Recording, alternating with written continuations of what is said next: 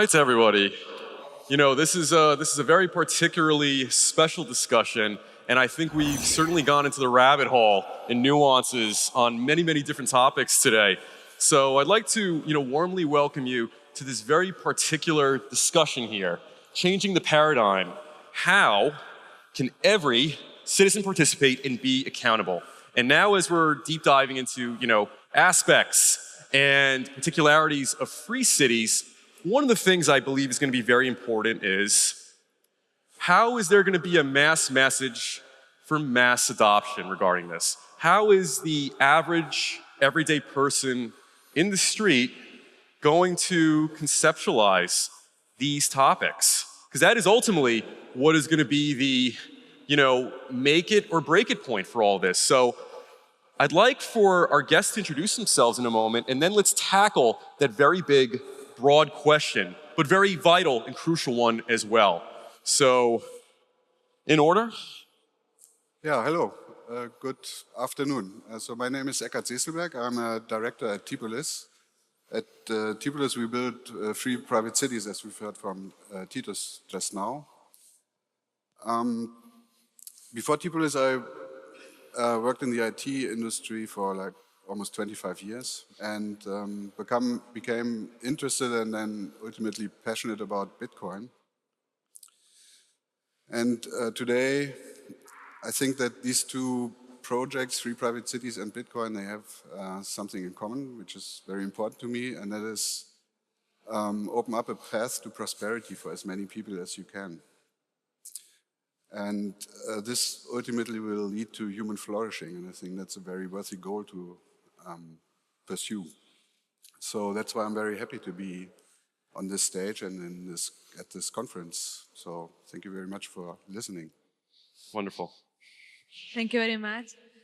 Myself, I'm Montse Guardia. Right now, I'm just starting a new, let's say, job designation. No? I'm the Chief Strategy Officer from the Mobile World Capital. It's a foundation, and it's a foundation where we are looking after the intersection between what is the physical world and the digital world. No?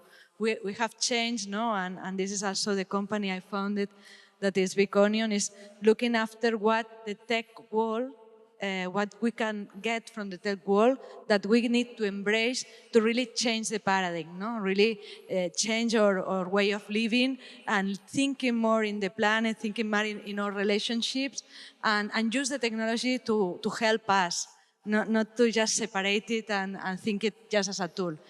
We are in a digital society already, and we need to be conscious about it and use it for a better world. So that's the purpose for that. Wonderful. Yes, hello, good afternoon, ladies and gentlemen. I'm Stephen Castell.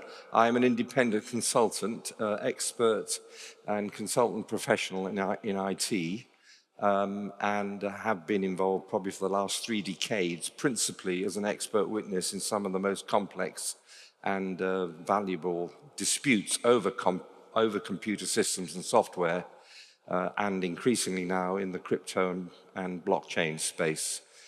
Disputes about which are definitely going to evolve and expand in the years to come, I feel absolutely certain.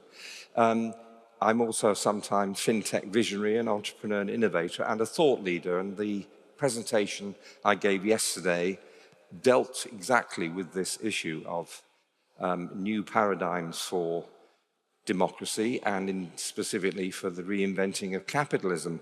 And I introduced yesterday the idea of these two very powerful streams, which in a sense this conference reflects, the two powerful streams of digital democracy meeting digital capitalism. And as I said, as Ghostbusters used to say, don't let the two streams cross. Well, they are crossing, and they're going to create some amazing new developments, which probably none of us can actually foresee. So, I'm Dr. Craig Wright. I'm basically eternal student, founded nChain, taking work that I did before. Evil capitalist and proud. And although I created all this space, I'll quite frankly say that none of it really seems to be what people think. And the decentralization, democracy, all this stuff is very simple. It's called people. I mean, yes, we have digital platforms, but at the end of the day, if you want any change, then it's not AI, it's not automation, it's not any of this other computer-based stuff. It's a bunch of people getting together and deciding something. And I am Adam English. I'm your moderator today. I am the founder and host of Crypto with English. Please tune in on Spotify and Apple Podcasts. On every episode, I have subject matter experts and esteemed guests, such as the ones on stage here, come on for about 45 minutes to an hour and really, unpack and articulate these very nuanced and complex topics in a very easy listening kind of way, but also provide their take on what's coming around the corner. So speaking of what's coming around the corner, to the average person on the streets, and there's also a lot of confusion in this day and age between people conflating Bitcoin and blockchain together among many problems. But when it comes to aspects of decentralized, free cities, what does that mean, and how would you, let's say, explain that to the average person who approaches you, let's say in a cafe or a pub or restaurants? What a free city is? Yes. Okay. To the average person. To the average person. Who wants to know. Okay, so a free city is a place where a privately owned company provides governance services to the zone in whichever the free city is. And this allows, basically the operators establishes a solid base, a solid foundation for the individuals that live in the city to flourish. And it does so by providing security, first and foremost, very important. Secondly, by providing a court system that is swift, reliable, and hopefully also cost-effective. And also by reducing the regulation that is necessary to a minimum. And this is the base layer upon which the residents of the city can work and live and interact with each other. Sorry, stuttering. Well said. Yeah, I think thinking on that, and I will catch up. Usually, when we think in technology, is something that we think is a tool, but in reality, we are living in it. And I think the next tech is coming very, very soon, And we are having this capability with software to disintegrate images and recreate it, and have a lot of computer machines just recreating all of us, So we are using, of course, there is fake news, but also there is digital twins, and all that in a tech world we know that it exists, and it exists in a very beautiful way. That is something we are not approaching altogether, in any type of living situation as a normalization. It's not normalized that we have high-tech technology that we can use for any purpose.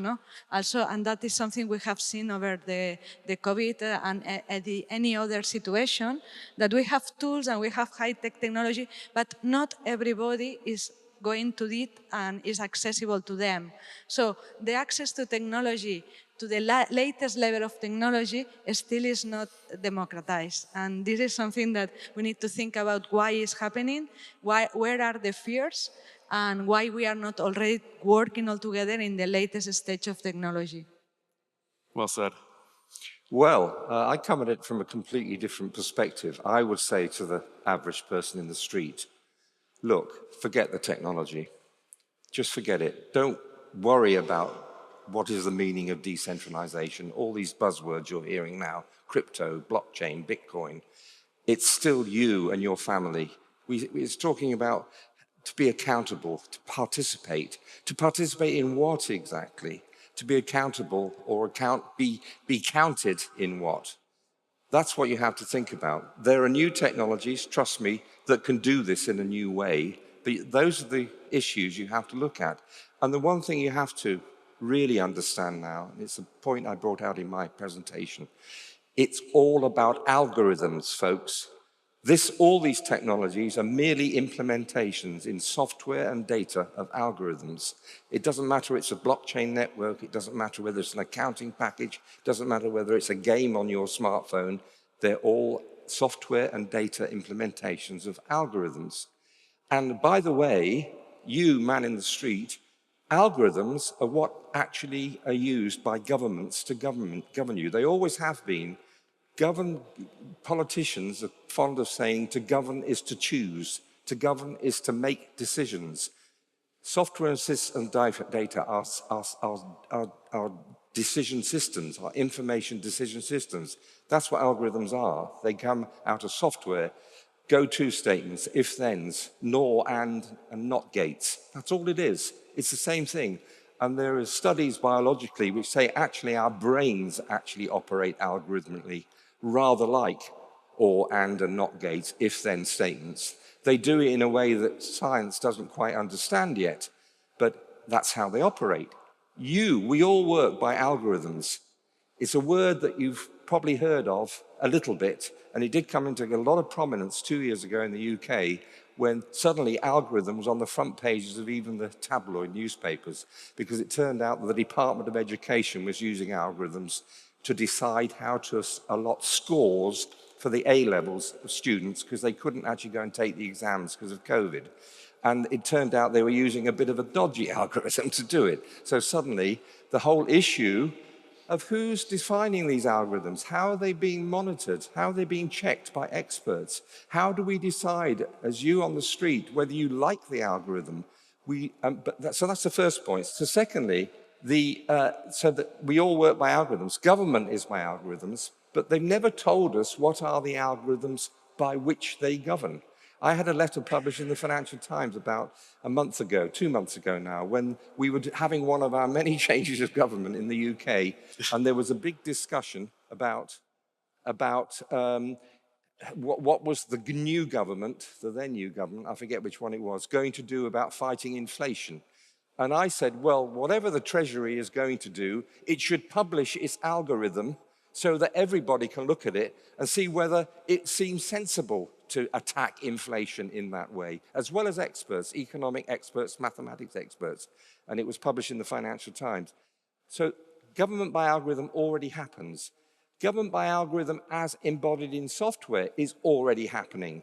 We've all had the experience now of going online to government websites, applying for things, having little bots talk to us, and getting a decision from the computer which is not objectionable to. There's no recourse to say, no, hang on a minute, you haven't taken into account the fact, because somebody's built a model of what you, the citizen, ought to fit into to answer the questions, to get your decision on behalf of the government subject to that algorithm. You've not been consulted about how the algorithm has been designed and built, let alone the software, and whether indeed it's got any bugs in it, which usually it has. So that's the third point.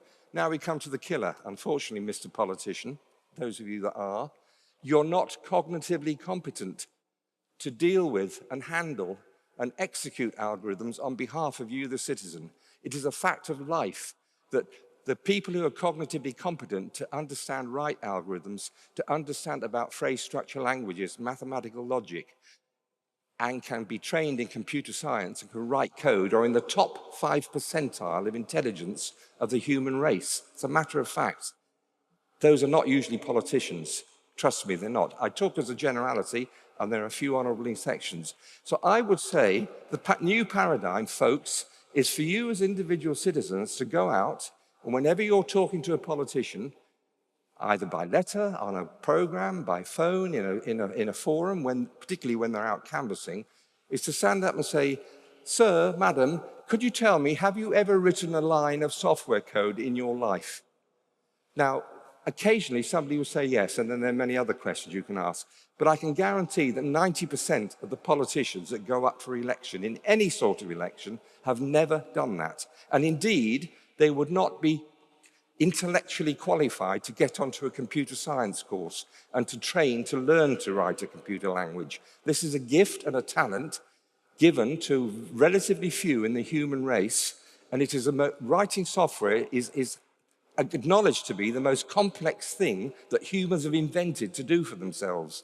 But that is what we are going to be governed by, And that is what we are going to rely on for all these new forms, including decentralization, including peer-to-peer networking. I've done that in a particular way with my app, and that has nothing to do with being connected to a network, a bit like Dr. Wright's presentation this morning, where he reminded us peer-to-peer means peer-to-peer, folks. It doesn't mean being connected to a mesh. I have an app that does exactly that, which is compliant with Sir Tim Berners-Lee's definition of Web 3.0, the private data pod concept. So that's what I would say. That's something the average citizen, the average folk can understand. They don't have to understand about the technology, but they can get this. They understand what an algorithm is. They understand how we take decisions, and they need to challenge politicians to say, are you really cognitively competent to deal with this new digital age? My vision is they're not, and I announce it here, but it's in my papers.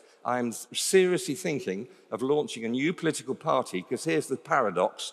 You have to launch a party to be able to change the system to get rid of political parties. But that's another issue. That's a practical way of doing it, called CARP, as I said in my, which is the Cyborg Algorithm and Robot Party, which is to say we will have a manifesto which does say we will use algorithms. We will use algorithms for the people. We will have a new algorithmic compact with the people. So we have direct government by algorithms.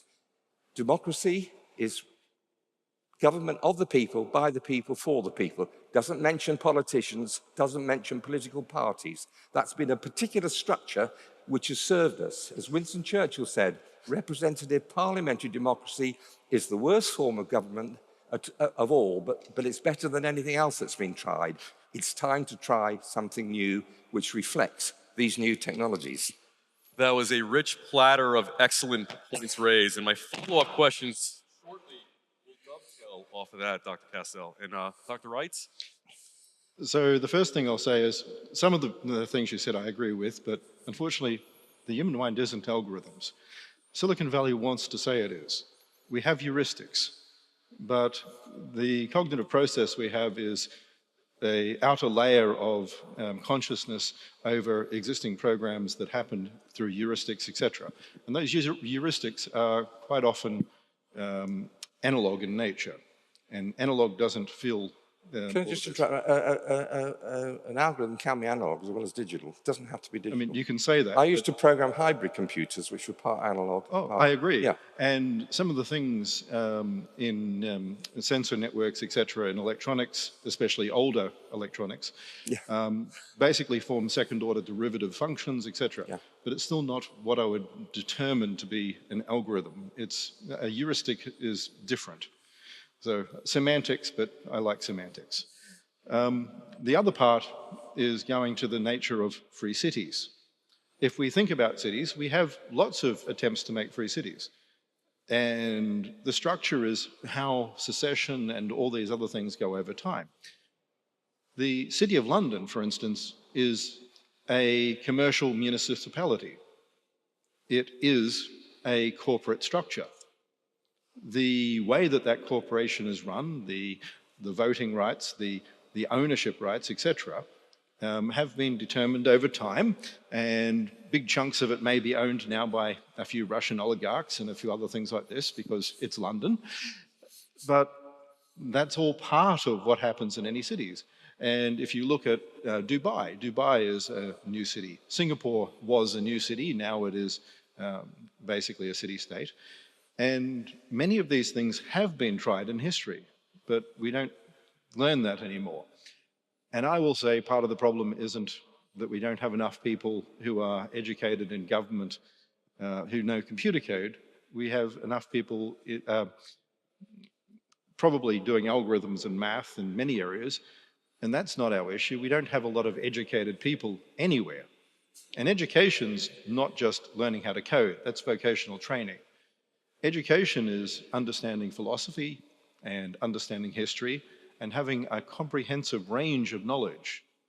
So I'll look at the fact that we have democracy in the past, and people love to bring up Athens. What they forget is that the 5,000 people committee of society at that point, ignoring that women didn't vote and a few other things like this, fell apart. It didn't work. And that democracy killed Socrates. And that democracy executed many people. And we had a pure democracy in France for a time. Robespierre took the lovely philosopher who was quoted in the last session, and he ran with all of that social contract idea. And Robespierre implemented a pure democracy, one of the masses of the majority, and the majority had the right to do anything. Anyone's head, if the majority said it was off, the majority basically got to vote. So democracy in all of these things, and we the people is balanced by the Federalist Papers. It is not just we the people. The Constitution has many parts. The American Constitution goes into things determined under Madison with Federalist number 10, which basically describes why, from Plato, Aristotle, and other classical authors, why democracy itself is not a good thing, why America became a republic, to balance the rights not only of the majority but the minority, to balance the rights of the individual against the majority. And that's what we forget. If we have a pure democracy, remember, Hitler was voted in by a democracy. Remember, many times throughout history, genocides have been voted by democracies. Rwanda was executed because of a democracy and a rights of a majority. The majority aren't always right, and sometimes we need to constrain the mob. Excellent points raised. Yes. Yes, thank you very much, both. I think there is three things that we need to compile. No? The first one is the diversity. So we are just considering democracy and computer science as something that has our own entity. But as you say, we are people, and people has empathy, and people is diverse, and people has cultural connotations, and we agree or not agree to do something together. So what is the human nature is not perfect, it's imperfect, but it's natural. So what we do with the computer science is, and with the rules and the governance model that we call democracy, is just a way to organize ourselves as a society. Then it's not the means who is driven, it's us, the human beings, who decide how is driven this means. So as you said, no democracies in Rwanda, it was not democracy, it was the person there who was using rules against the other persons. So it's how we human beings are using the tools, and in this case the computer science or the algorithms, to do good or to do bad. And that's something that we need to be conscient. We cannot deliver the responsibility to the thing, no, or to the rules. But it wasn't the person in Rwanda. It was the 70%. Right? It was 70%. It was masses of people. I was there in the 90s, and it was lots of people. It was the majority. It was the mob. It was falling into that mob mentality. And if we don't educate people, if we don't constrain, so it is not just the majority. The majority alone never works. I agree, we need to educate. And this is, I think, if we want to change the paradigm and be really accountable, we need to change the way how we educate ourselves and we educate between ourselves. No, I would say here's how my solution mediates this, because what you pointed to is that all you said is that the algorithms that define democracy of the past have got flaws with them. So we'll invent a new algorithm which can take into account both the whims and wisdom of the mass, but also take into account we don't always want to slavishly follow the whims and wisdom of the mass. Yes, it's called a republic. Sorry? It's called a republic. Well, I don't care what you call it. It's called an algorithm. We just want a better algorithm. And the algorithm can also say, we'll have some expert input on that, because the expert might say, but you're saying throw out the algorithm that we have. We have republics. We keep going. Yes, but the republic works. Let's make it more democratic. But that's the problem. But that's keep doing that. I'm not saying we don't algorithmize and automate that particular model. That might be a good model to start with. But the problem is automation. It is automation. You know, that's the reality. We are being automated already by those politicians. You don't have a choice. It's happening already. We're talking theoretically about these concepts. But you're confusing bureaucracy and politics. They're actually different. No. In Britain, yes, the issue is the bureaucracy. And just to interject quickly, so is through the bureaucracy. They get dealt by the politician through bureaucrats. But the bureaucrats in Britain of state don't actually are not fully answerable or accountable to the politicians. That's part of the problem. So what you're saying is disjoint, because the bureaucracy right now in Britain isn't accountable to the voter, isn't accountable to the political system. We've actually taken that away. Invent a better algorithm to make it accountable. And speaking of algorithms, and perhaps maybe this question could be effectively tackled by the panel here, but one of the aspects I've encountered from presentations like this and various ones today is almost the paradigm, if not the dichotomy, between a contract and a constitution. And it seems like, as far as the average layperson's understanding, when under contract, people generally have a better understanding of their duties, remedies, and what a breach of contract is. But I think if you ask the average person, well, what are my rights under a constitution? The waters get a bit murkier there, and that relationship is between, let's say, the individual versus the government. In a contract, often it's between two individuals, normally. So as we are decentralizing society forward, and as we are tackling the aspect of free cities, would it be fair to say perhaps a social contract is better served, let's say, under a contract in this ecosystem versus, let's say, a constitution? And, for better or for worse, a constitution, and, especially in the United States and elsewhere, those could be very, very murky waters filled with contention and misunderstanding. So I know that's a bit of a loaded question, but and contracts aren't.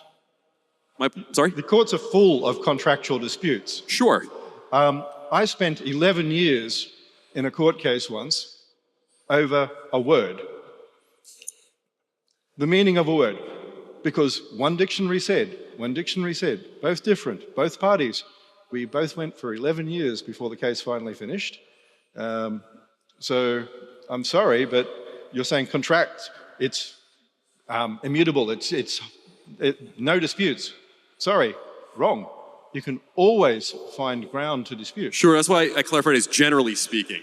But imagine suing the government. That's a totally different rabbit hole in of itself. But yes, for the panel to undertake. I have. Okay. I've taken the tax office in Australia to court in the past. I went through all of that process. I spent several $1 million and I got my 100,000 back. I've made a very good living in the last 3 decades being an expert in people who get into contractual disputes. And most litigation lawyers will say, bring it on. That's why we have the law, so that we can go to courts which are free and open. Well, they're not free. They're free in the sense of being accessibly free, but as long as you've got the money to pay the lawyer. Sure. Or you've got some citizen's advice or whatever. But that there has to be that recourse to a court which is above both the politician and the citizen and the bureaucrat and the Constitution. They may have to interpret the Constitution if it's a constitutional issue. But let's remember, a contract and a Constitution is an algorithm. The fact there hasn't been written out algorithm yet, but it is. That's how we draft. How lawyers draft contracts. They're effectively writing out algorithms. They won't know it, but that's what they are doing. And they're imperfect algorithms. That's why they get into contractual disputes, because no algorithmic expert, an algorithmicist, which I think I am one, I think this guy is also as well. We're systems engineers. We are algorithmicists. Nobody's been asked to check for the consistency, for integrity, you often get unintended loops and unintended abends, as we call them, within algorithms. You get a lot of that in contracts that are drafted by lawyers. Can I just completely jump? Because part of it is the citizen participation and accountability. Please do. And I notice the time's going. Let's again forget the technology, even forget computer science and algorithms. I just wanted to mention my own daughter, my wonderful eldest daughter, Sarah Castell, you can Google her, is actually the chief executive of an organisation called Involve. It's involve.org.uk, which is the UK's principal and one of Europe's major. It's a charitable organisation specifically for what you call participative and deliberative democracy, promoting and identifying and doing research and think tank work, but also actual work with citizens about new forms of ground-level democracy. And the most well-known example of what this produces is something called citizens' assemblies, which are active, and they have a great success in Southern Ireland, where through citizens' assemblies, getting the wisdom and the whims of the voters at the ground level, having a methodology for agglomerating those and reporting them and pushing them up to central government, got a change in the abortion law in Southern Ireland. That was almost entirely due to citizens' assemblies. Now that, to my mind, is a new form, a new paradigm of citizen participation and accountability. I'm going to interrupt and say... It makes the citizens both accountable, but also count. You're right, but it's not new. No, and I'm not saying it's new. No, that's what I'm saying. Let's step back. Complaining that I agree with you. These things have ended. We don't have lodges, we don't have bowling. I mean, the bowling alone bit was we don't have bowling leagues anymore. People don't meet. We're all on Facebook. So the problem is we don't have assemblies. But your bit about contracts. Well, let's go into the American scenario with the Constitution. We are. Right. So it was about contracts. We have this civil war between people who have contracts and people who wanted the contracts to be banned. And those people who wanted the contracts to be banned won. Not because of democracy, because there were actually more people in the South, but because people actually fought against democracy. And they said these contracts for the buying and selling of people are wrong. And we banned slavery. Why? Because that contract, which it is a contract for the buying and selling of another human, is not something that we should be doing. When Britain decided to basically go, screw you to the rest of the world, we think slavery is wrong, when they put a gunship on the Ottoman Empire and said, no, we're not going to have you do slavery anymore across anything, because if we see you shipping people, we're going to knock down Constantinople. And then they stopped shipping people. They went all over land. So again, you keep mentioning contract as if that's a be-all and end-all and suddenly we're safe. We don't need a constitution. We don't need protection because, well, buying and selling of people must be okay because we've all agreed, right? So as a quick question, as let's say a prototype working model under a free city where every individual citizen, at least, as much as one practically can participate, but also be held accountable, let's say a republic type system within this broader ecosystem, would you say that would be at least the best starting point towards creating a more refined, more balanced, and perhaps more equitable system within this? Definitely, but there's a problem. You're saying we just get people engaged. That is the issue. You just don't get people engaged by going, they're going to be engaged. We need to educate people. We need to develop people from, right now, this whole move away from education into just vocational training, that's part of the problem. We don't teach people to be engaged in society anymore. We think that if we teach them math and STEM, then nothing else matters. We need to give them a full range of what society is, what culture is, why we have the culture we have. That's a very solid point as well, yes. I would say that I know from my daughter's own research, the opposite is actually true, at least in the UK. There is an increasing yearning of the average person to get far more involved in the decision-making process, mainly because everybody is totally peed off with politicians. And I'll say that's great from a point of view apart from no skin in the game. Everyone loves to click like, but it's very different when you have to have skin in the game. If you have to give $1 If you have to do something, it's very different to saying, I want to be engaged. I'm going to click on Facebook and I've done something. I'm important because everyone saw me go, I like it. No, it's exactly not that. They want to be engaged in actual real meetings, in actual Then real... let them do in it. debate, in little mini parliaments, in doing what they think Parliament should be doing, but they can see them making a complete and utter hash of it. They want to do it themselves. That's what I'm saying. The actual, you were saying I agree with you, the training and the education has to be there. But what's interesting, there is an unmet demand there. People are now ready to get engaged. Never mind about technology. There are better ways of doing it through the technology as well. Get rid of Facebook and put in one of your systems or one of David Chalmers. My system for politics would be getting him in a room. Whatever, yeah. But actually giving physical rooms, getting together again, getting around the village pub, the village hall, having citizens' assemblies. There is a growing yearning for that, believe me. That's what I understand from the research. Driven by the sheer crass incompetence of the politicians in the last 10 years. I'm talking about certain countries, but probably many of you might emote to that in your own. What do you mean 10 I don't years? know. Sorry? You're being generous, 10 years?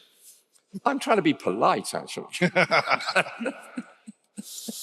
And perhaps to expand upon this further, as we're drawing close to the conclusion of this panel, any final thoughts and comments from Ms. Guardia and Mr. Seeßelberg? Yeah, maybe I try a peace offering. There we go. So about this dichotomy between constitution and a residency contract in a free city, isn't it? It seems to me that by the very nature, first of all, in a free city, this residency contract is very limited in scope because what we aim to do is take all kinds of topics out of the political sphere and move it back into the private sphere, so that it relies on private initiative and subsequently also responsibility and accountability. Okay, so by the very nature of this approach, it seems to me that a residency contract is simpler and has less surface for misinterpretation and misinterpretation. Whereas in the case of constitution, it tackles a very large problem: how do millions of people live together under which rules? And so, since you cannot define this in a very high degree of detail, you have to be very abstract, and this opens up a lot of surface for misinterpretation. So maybe that's this residency contract seems to me to be a good approach. Yes. Excellent points. In my case, I think, as we said, for me, what we need to be more conscient that we are completely diverse, that we have capabilities to lateral thinking and to be critical thinking, and this is something we need to use as a human beings. And also we need to be curious and we need to embrace knowledge. And it's all about that. It's how we organize ourselves is something we will decide between ourselves, or we should decide between ourselves. But it's not the purpose of everything. And I will say that mathematically we can be very intelligent, but if we are not very intelligent in terms of emotions, maybe we are not as intelligent. So everybody of us has different talents, and what is difficult here is how to join talents in a diversity, because there is minorities, and the minorities need to be listened also. So this is something we need to think about it. How philosophically we are just moving towards a new society where we have critical emergencies. We have been seeing that in the previous panel, that we have an emergency, that is the climate emergency, and we are burning the planet. So why we need to think about the rules and not think on the people? So I will say we need to have more forums, more agoras. We need to be able to active listening, and we need to construct with a little bit of patience and also knowing that there is a lot to be done, and we have software that is already really good doing things that we don't like to do. So let's think about that. I just had 5 words right on the back of that. What you just said is what I would say. The real change is to get more of your gender into the positions of power, the feminine of the species, the female of the species, with their emotional intelligence, their capability for multitasking, their capability for getting things done that we don't have as males, frankly, the more that that can happen, the more we will get better participation and accountability. So I salute you. Absolutely. And I think with this panel, robust and enlightening, I think we've made it one step closer to, ascertaining and, perhaps, figuring out how to change, this very paradigm we are trying to undertake here. So I'd like to warmly thank our highly esteemed guests on stage today. I absolutely enjoyed my time moderating this panel, and it certainly leaves a lot to think about in the in the days and years to come. So thank you very much, and that concludes our panel today. Hope you all enjoyed it. Thank you.